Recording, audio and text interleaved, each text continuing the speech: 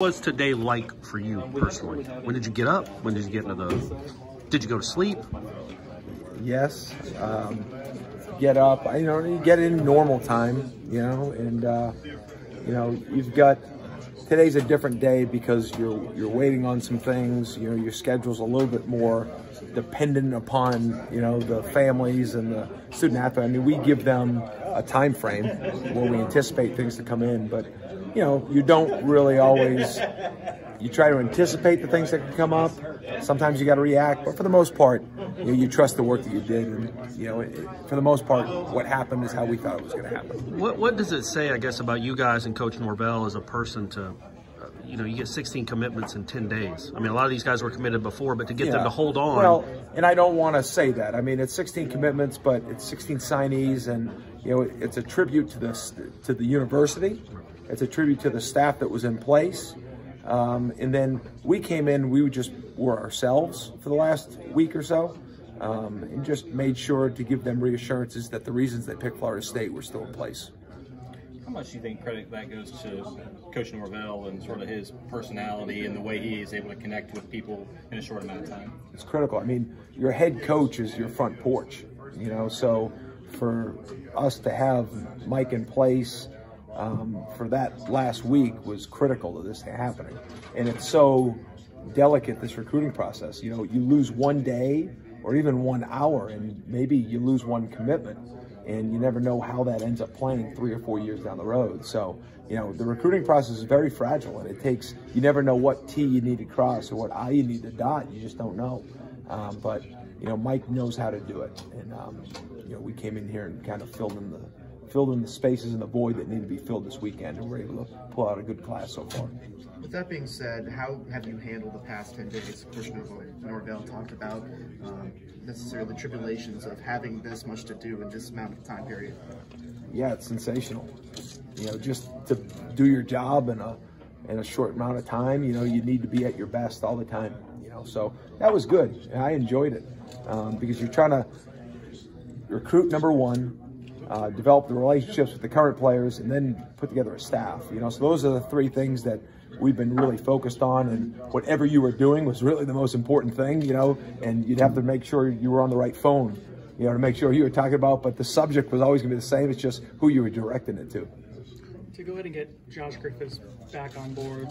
Huge. How big is that, especially the position of need too? Huge. I mean, with us, it's not about schematics, but we're going to go to a 4-down front, and we're going to play with 2 edge players. So to put another player involved with the current players, to get that done, give credit to the staff that was here. Odell did a great job with that one, and Josh was a pleasure to be around for the weekend. He is a true Seminole. When you talk to him and just his mindset and what he's looking for, I let him speak, and then kind of told him what we were going to be about, and that followed into some easy conversations, especially with his mom and dad, and there was a connection pretty early with him, and I think it utterly was a connection because he wanted it to be too. You mentioned Odell. I guess how big was he in keeping this class together I for can't, a month and a half? Without Odell Hagens, who knows what this class looks like. What do you think of is it 2 defensive back commitments you got, signees you got? What'd you think of those 2? I think Damari and... Yeah, and McKnight. Yeah, McKnight. Well, Tate's incredibly versatile. I think he's one of the best defensive backs in the country from a corner skill set with a safety body. Love being around this weekend. It was great that we were able to spend our time with a lot of the commitments this weekend. But I think Tate, he's got a great high ceiling. He does a lot of things with the football, whether it's return game. You watch him catch the ball and run with it. But that's the kind of player we want to recruit. We want a guy with corner skill set, safety size. He gives us some position flexibility for him. And McKnight, he's from Dunbar High School. I know Coach Sam Brown, the head coach down there, and Carl Burnside, the principal. I know Odell knows him really well. I had a relationship with him, so it made it a little bit easier to transition when we got in there. And, he came in here. If you watch his tape, probably for about 3 minutes, you realize he's one of the most violent players in the country. So there's always a place for him. Yeah. What was it like just being in that meeting room today as a staff? I assume it was pretty fun in there given the way the news went, but just the dynamic with you guys. Well, it's just there's a lot of new relationships being formed. There's some older ones that are still being formed or you reunited. So, it's just we're all pulling for Florida State at that point, you know, and we're all waiting to hear the same thing, you know. So, you know, it was good, but it's just, again, today's a big day, but it's just a day, you know, and, you know, it's about making sure we finish tonight. There's still a couple of them out there that we're going to keep trying to get. And then it's about the next group here coming up in February and then getting around these players. So, I mean, it's great. It's awesome, you know, but there's something else still out there. The fact that you're able to get so many of the commitments you had going into, I guess, last week or so signed today, I guess, does that alleviate pressure for you guys moving forward? Yeah, I don't want to say alleviate pressure. It allows our aim to narrow a little bit more. So now you can focus on tying up some specific needs with some specific players that are available, and then also really digging in on the 21 class, you know. And so that took up a chunk of the morning a little bit. You know, as you're waiting to hear things, you're evaluating 21s, you're communicating with 21s, because that's just part of it.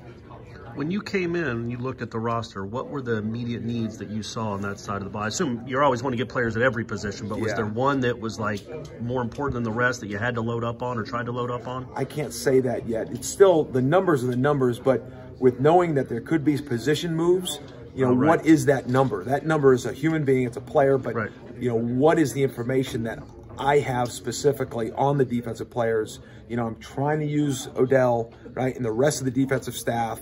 But again, those are their opinions, and it means something to me, but we're all just growing through this thing. So it was just trying to find the best players we can. I do know that we need some depth at defensive end, you know, so that's why, you know, Josh was really important. How much of your time in the last 10 days or a week, especially this weekend, but just on the road, was telling players and families about you and your story and where you come from and what you want to do as a coach? A good amount, you know, because there weren't many of these guys that signed that didn't have a relationship with Florida State. So a lot of them was like, Coach, I love the school.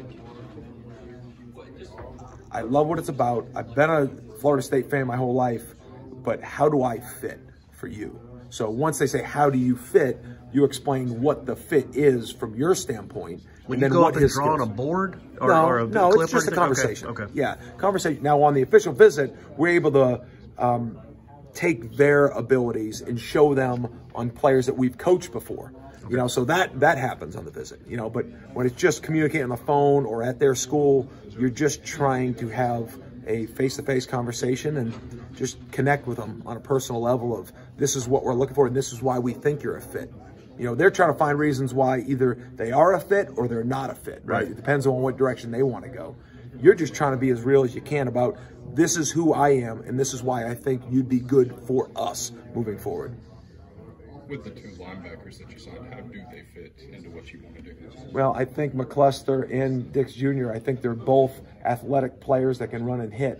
You know, it's neat with Javion. He's from Largo High School. I had recruited 2 players at Marshall University and coached. So they were all over him, and I had known about him since his freshman year. So when I took the job here and saw that he was one of our commitments, it made me feel really excited because there was some normalcy for me to know the people that have coached him in the past, which expedited the relationship with me and him a little bit.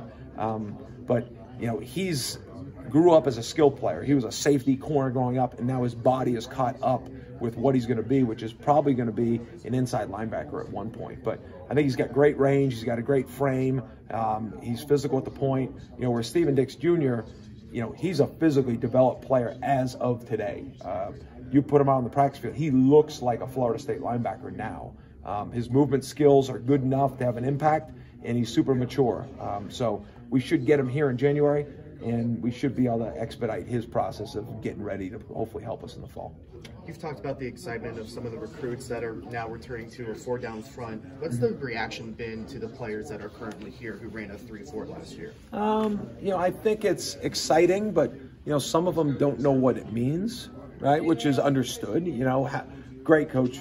What does that mean for me? Like, what does that mean I'm going to do? So what I'm trying to do now is I don't want my relationship and our relationship as a staff to be about the scheme, but if they have questions about it, then I'm going to answer the question. So I would say if I'm meeting with 20 players in a day, maybe 5 or 6, okay, how do you see me fitting in? Where 15 of them is like, no, coach, I'm good. I just want to know what you were looking for, who you were, and I just want to meet you. So, you know, you're giving specifics to guys, but that's not what the initial conversations are really about. Hey, listen, this is what I think you're really good at. This is how you're going to play. because sometimes I just don't even know yet. But I told them, if you have questions about how you fit, we're going to take the time here, whatever it takes, to go through tape or just explain how we're going to see you in our defense. What's a typical day like for you when you're in this process the last week or so? Are you up at 5 and 4 and to go until? Yeah, then we just, I mean, you know, the thing about working at a place that you love and working with people that you love is the time is the time, and you don't really look at it, especially with my wife still at home.